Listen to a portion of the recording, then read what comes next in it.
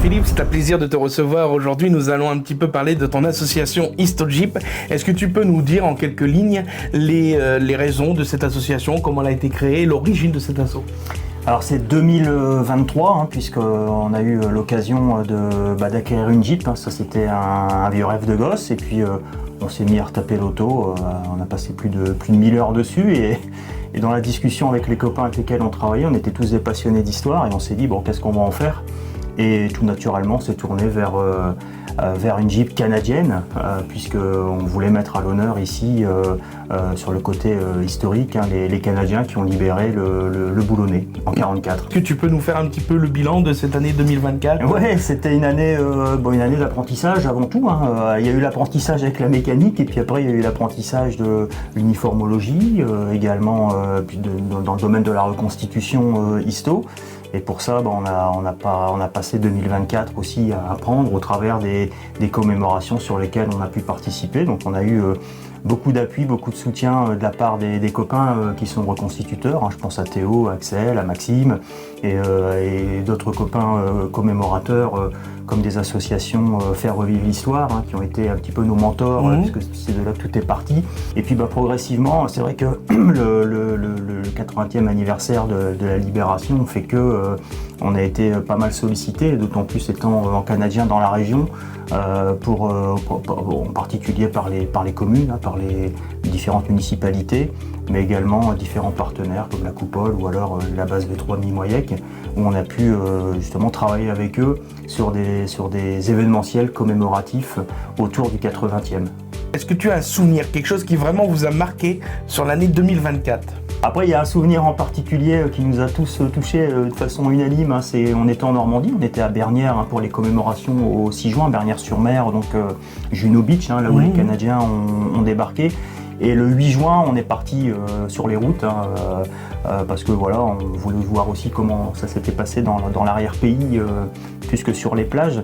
Et on est parti avec Max, Vincent et puis Théo. Et en fait, il y avait une commémoration et c'était pas du tout prévu au programme. Et on s'est retrouvés dans la commémoration avec une centaine d'enfants. Ah, super. C'était à Outy.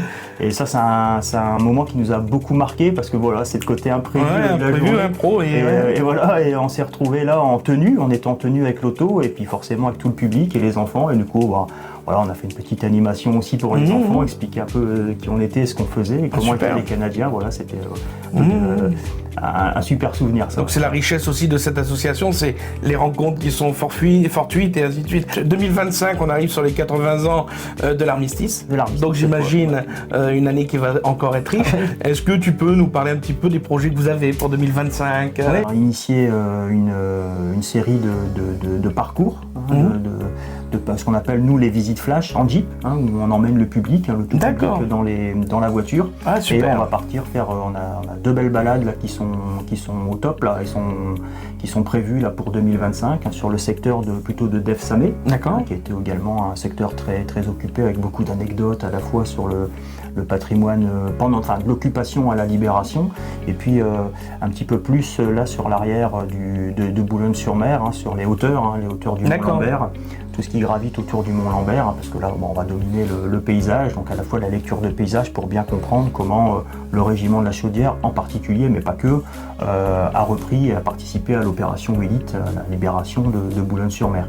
Tout ça, ça se fait en Jeep, sur des balades de 2 heures, et c'est bucolique à la fois, et puis voilà, on est dans la nature, on fait de l'histoire, on va faire de la nature parce qu'on va voir pas mal de choses aussi, et puis ça permet de mieux comprendre notre région et de mieux l'apprécier aussi aujourd'hui comme étant un beau secteur du nord de la France. Quoi. Ouais. Non, puis l'idée est vachement sensorielle, je dirais, être dans la Jeep, ressentir aussi le déplacement et tout ça.